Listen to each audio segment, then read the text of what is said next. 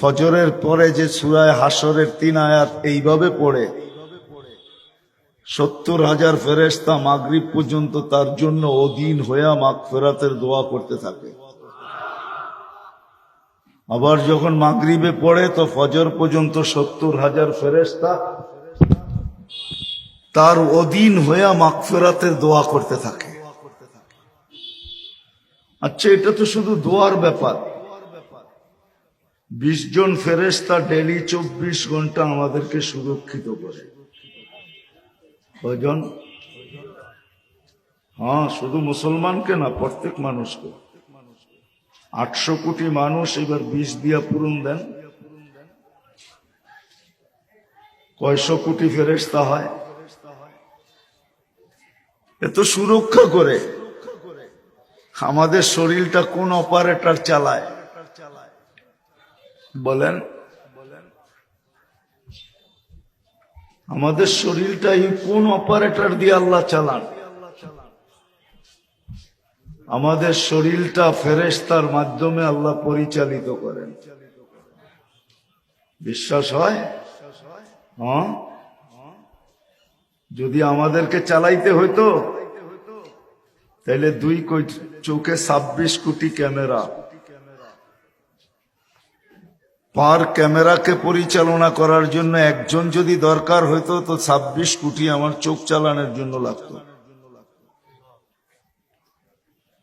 আচ্ছা, বাদ দেন, 26 কোটি বাদ দেন, 2, 4, 5 জন তো লাগতো না? লাগতো না? বুঝে আসে আমার কথা?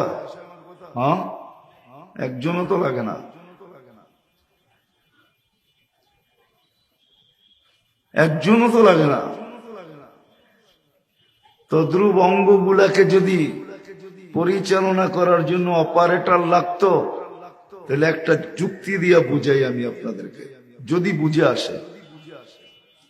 প্রত্যেক অঙ্গের ডাক্তার আছে না? 1 জন 2 জন, কত সারা দুনিয়ায়? আচ্ছা, প্রথম যাই চোখের ডাক্তার কত হবে সারা দুনিয়ায়? কত? একটা সংখ্যা কোন? 5 লাখ, 10 লাখ? আচ্ছা, 10 লাখই মেনে নিলাম, ঠিক না? 10 লাখ হবে, বাদ দেন 5 লাখ হবে।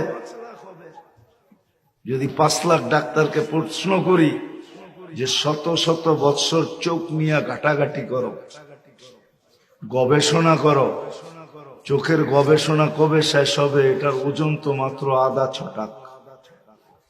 কি জবাব দিবে?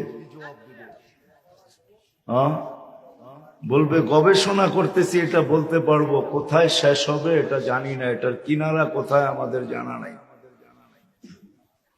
যদি 5 লক্ষ ডাক্তারের শত শত বৎসরের গবেষণায় চোখের কিনারা খুঁজে না পায় তো এটা পরিচালনা করতে কয়জন অপারেটরের দরকার ছিল? এরকম প্রত্যেক অঙ্গের ডাক্তারকে জিজ্ঞাসা করলে বলবে কোনোটার কোনো কিনারা নাই। তো এটা পরিচালনা করতে কয়জন অপারেটর লাগতো? পরিচালিত কিভাবে হইতেছে? আল্লাহ ফেরেশতাদের মাধ্যমে পরিচালনা করতেছেন। আপনার আমি জানি না কত ফেরেশতা আপনাকে আমাকে পরিচালনা করতেছে। যে মানুষটাকে ফেরেশতা পরিচালনা করতেছে, ফেরেশতা যার অধীন, ফেরেশতা যার অধীন, ওই মানুষটার ভাবা উচিত যে মানুষটা সৃষ্টির সেরা, বিবেক বুদ্ধিতে অতুলনীয়, যার বিবেক বুদ্ধির কোনো তুলনা হয় না, যার বিবেকের প্রশংসাও আল্লাহ করছে, যার বুদ্ধির প্রশংসাও আল্লাহ করছে, যার বিদ্যার প্রশংসাও আল্লাহ করছেন।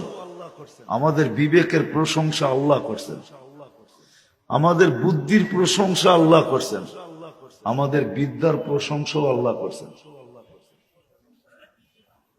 ওই মানুষটার ভাবা উচিত যে আমার এই ছোট জীবনটা, যেটা আমার বলে আমি দাবি করি, অথচ এটার কোনো মুহূর্তের উপরে আমার কন্ট্রোল নাই, যেটা নিজের গতিতে চলতেছে, আমার এই ছোট জীবনটা কিভাবে কাটানো উচিত, এটা তার বাবা উচিত। কিভাবে আমার জীবনটা কাটানো উচিত। আরেকটা কথা দিয়ে বুঝাইলে যদি বুঝে আসে, সহজ করার জন্য বলতেছি, যাতে কথাগুলো কঠিন না হয়ে যায়। মোটা কথা যেটা, মানব রচিত মেশিন যদি চালাইতে, মানব আবিষ্কৃত মেশিন চালাইতে যদি রীতিনীতিকে মানতে হয়, তাহলে এই মানুষ নামের মেশিনটা চালানোর কোন রীতিনীতি কি নাই? এইবার মনে হয় আপনাদের বুঝে আসবে, আশা করি।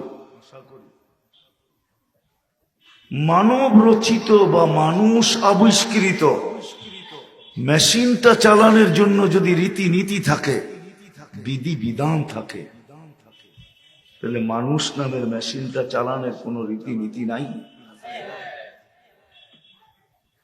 মনের থেকে বলতেছেন আছে?